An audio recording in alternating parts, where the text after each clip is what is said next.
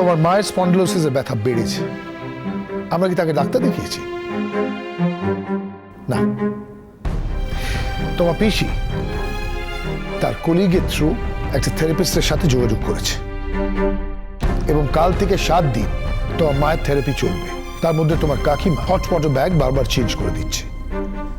কিন্তু যে আমাদের পরিবারের কেউ না, আর আমার পরিবারের মাথা নিচু করা যার ব্রত, তার জন্য উই আর নট রেসপন্সিবল। তার কোনো রেসপন্সিবিলিটি আমরা স্বীকার করি না। আরেকটা কথা, যে জোর করে আমার বাড়ি দখল করে এবং আবার বাবার দুর্বলতার সুযোগ নেয়, সে মানুষটাকেই আমি অস্বীকার করি। তাছাড়া আমাদের বাড়িতে যদি কোনো ভাড়াটে থাকতো, তার তো রোজকার জ্বর জ্বালানি আমরা মাথা ঘামাতেই যেতাম না, ওটা আমাদের ডিউটির মধ্যেও পড়তো না। হ্যাঁ, সে যদি এখন অসুস্থ হয়ে মারা যেত আর যদি পাশে কেউ না থাকতো, তাহলে সৎকার করতাম। অতটা অবিবেচক আমরা নই পুপুল। মা, আমি এরকম ভাবেই দেখি পুপুল পুরো ব্যাপারটা। তাছাড়া তোমার মামুনিকে দেখার জন্যে বগন আছে, সাজি আছে, হিসেবের বাইরে গিয়েই করে। তুমি করো, শুধু শুধু আমাদের অ্যাকিউজ করছো কেন? শোনো পুপুল, আমাদের শ্বশুরমশাইয়ের তো বারাসাতের দিকেও আরো একটা বাগান বাড়ি রয়েছে, আর সেই বাড়িটাও তো ওনার নামে উনি লিখে দিয়ে গেছেন। তাহলে তো উনি সেখানে গিয়েও থাকতে পারেন। উনি চাইলে এই বাড়িতেও থাকতে পারেন, আর যদি থাকেন তাহলে এটা ওনার legitimate demand. Oh I see. তাহলে পুপুল ওই লজিকে, যে লজিকে ওনার লেজিটিমেট ডিমান্ড হলো এই বাড়িতে থাকা, ঠিক সেই লজিকে অনাত্মীয়দের সুবিধে অসুবিধে নিয়ে আমরাও আনসারেবল নই।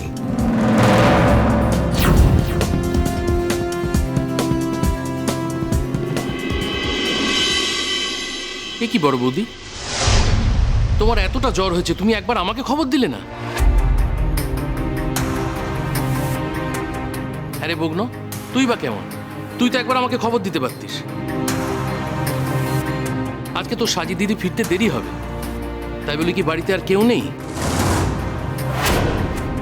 যাকে বড় বৌদির শরীর খারাপের কথাটা বলা যায়? আরে আমি আর কিছু না পারি, পাড়া থেকে ডক্টর রায়চৌধুরীকে ডেকে আনতে পারতাম। ও ছোট মামা, আমি কি কম বলেছি নাকি? সন্ধ্যা থেকে কতবার বলেছি চলো ডাক্তারখানায় নিয়ে যাই। তুমি নিজে যেতে না চাও, আমি বাবু ডাক্তারবাবুকে কল দিই। তো বড় মামি কি আমার কথা শোনে নাকি? তারপর ওই জ্বর গায়ে সকালবেলা একখানা অনিয়ম করে বসে আছে, এক ঘোড়া ঠান্ডা জল মাথায় ঢেলে দিয়েছে। জল বাড়বে না তো কি হবে? এখনো যদি মুখ না বন্ধ করেছিস না, তোর মুখে আমি ঝাঁটার বাড়ি মেরে বুঝিয়ে দেবো কত ধানে কত চাল। আমার শরীর খারাপের জন্য যেন না খাওয়া বন্ধ হয়ে গেছে, যদি না জানতুম লো। ছেলেটা এতক্ষণ হচ্ছে ঘরে আছে, কোথায় তার জন্য খাওয়া দাওয়ার ব্যবস্থা করবি? তা নয় তো সবার গায়ে যেন জল পিছুটি জ্বালা ধরেছে। শ্বশুর মশাই কেন যে আমাকে এইসব বাড়ি ঘর তো নিকে দিয়ে গেলেন? আমার হকের পাওনা ছেড়ে আমি কোথাও যাবনি। মরে গেলে তো আমি আর এইসব বাড়ি ঘর তো সঙ্গে নিয়ে যাবনি, কিন্তু আমার হকের পাওনা ছেড়ে আমি এই ভিটে ছেড়ে কোথাও নড়বো নি। আমি বলে দিলাম, অন্য কারোর মতো আমি তো আর এই ঘরে উড়ে এসে জুড়ে বসিনি গো। ভবিষ্যতে এইসব ব্যাপারে আমাকে জড়াবে না পুপুল, এই আমি তোমায় বলে গেলাম।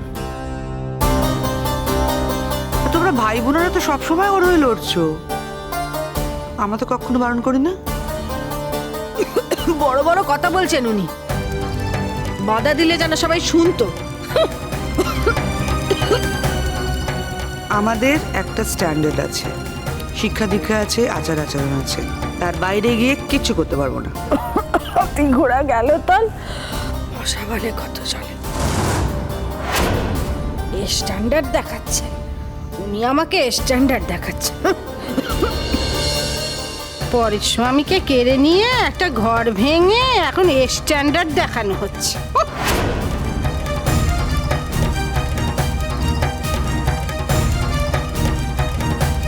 আমি ঘরে যাচ্ছি, তুমি কি এখন এখানেই দাঁড়িয়ে থাকবে? নাকি ডক্টর রায়চৌধুরীর বাড়িতে দরজা ভেঙে তাকে তুলে ওষুধ নিয়ে আসবে?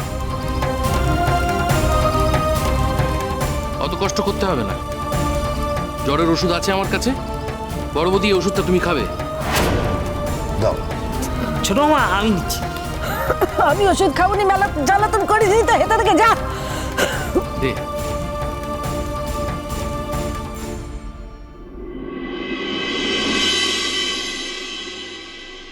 এখন তাহলে এই সাধ্য সাধনায় চলুক মাঝরাত অবধি।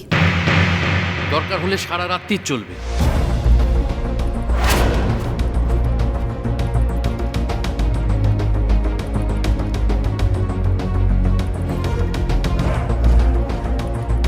এ বাড়িতে তো একটা ছেলে আছে যে ডাক্তারি ফাইনাল ইয়ার পড়ছে, সে জানলে ওষুধ দিতে পারতো। তারা কি সবসময় বাড়িতে থাকে পুপুল? ফাইনাল ইয়ারে পড়ছে, মাঝে মাঝে তো হস্টেলে গিয়ে থাকতে হয়। আর বড় বৌদি, ওষুধটা কিন্তু তোমাকে না খাইয়ে আমি এখান থেকে নড়বো না, তুমি খুব ভালো করে জানো সেটা। আমি বাঁচতে চাই না, আমি বাঁচতে চাই না। নিজে নিজে তোর মরতে পারছি না কো। আত্মহত্যা হলে গিয়ে মহাপাপ। এই বাড়ি থেকে আমাকে তাড়ানোর জন্য সবাই একদম খেপে উঠেছে চাঁদ বাবা। কেন যাবো বলো দেখিনি? আমার স্বামী শ্বশুরের ভিটে ছেড়ে আমি কোথা গিয়ে থাকবো, আর কেনই বা যাবো?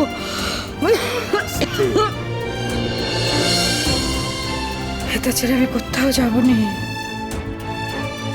স্বীকার করুক আর না করুক, আগুনকে সাক্ষী করে একদিন এই মিনছেই তো আমাকে বে করেছিল। স্বামী থাকতে স্বামীর ভিটে ছেড়ে আমি অন্য কোথায় যাব? কে নেবে কলঙ্কের ভাগ? পরলোকে গিয়ে আমি কি জবাবদিহি করবো বলো দেখিনি? জম যখন আমাকে প্রশ্ন করবে, কি জবাব দেবো আমি? মামনি, ওষুধটা খেতে হবে। আমি কথায় কথায় অত ওষুধ খাইনি গো, তুমি তো জানো চাঁদ বাবা। আমি জানি, কিন্তু আজকে খেতে হবে মামনি। আগামীকাল আমি বাড়িতে থাকবো না, বর্ধমান যাব। আমার চিন্তা হবে তো তুমি ওষুধ না খেলে। তুমি বর্ধমান যাবে চাঁদ বাবা? হ্যাঁ মামনি।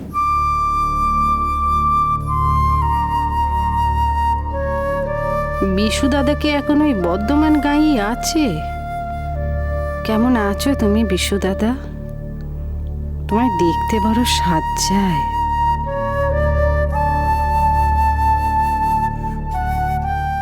আমার একটু কাজ আছে মামনি।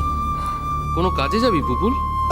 হ্যাঁ, মানে আসলে একজনের জিনিস আমার কাছে থেকে গেছে, সেটা ফেরত দিতে যাব।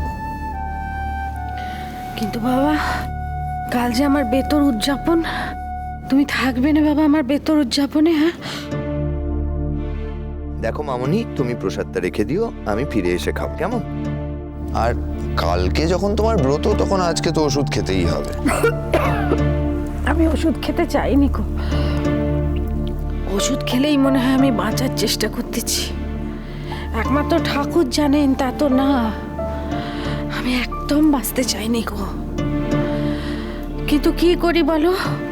ঠাকুর আমার শরীরে এমন বল দিয়েছেন, কঠিন ব্যবস্থা থেকেও ভালো হয়ে উঠি।